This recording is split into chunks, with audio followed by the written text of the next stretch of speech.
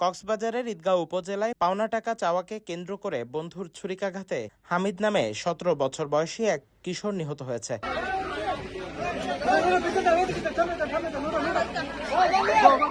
মঙ্গলবার ২রা জুন সকালে জালালাবাদ ইউনিয়নের দক্ষিণ লরাবাগ এলাকায় এই ঘটনা ঘটে। নিহত হামিদ স্থানীয় আবুল কালামের ছেলে। অভিযুক্ত শামীম একই এলাকার মোহাম্মদ সিদ্দিকের ছেলে।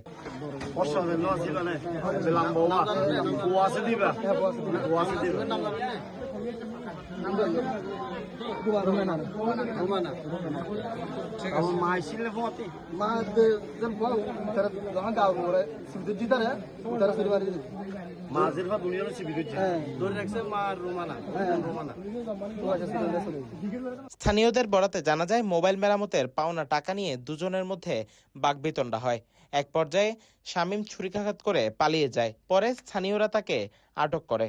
গুরুতর আহত অবস্থায় হামিদকে কক্সবাজার সদর হাসপাতালে নেওয়া হলে চিকিৎসক তাকে মৃত ঘোষণা করেন।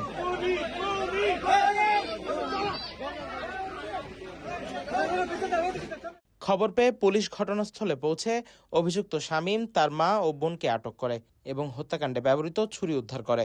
মরদেহ ময়নাতদন্তের জন্য মর্গে রাখা হয়েছে। এ ঘটনায় এলাকায় শোক ও আতঙ্ক বিরাজ করছে। কক্সবাজারের ঈদগাঁও প্রতিনিধির পাঠানো তথ্যচিত্রে news desk, CTG post, Chittagong.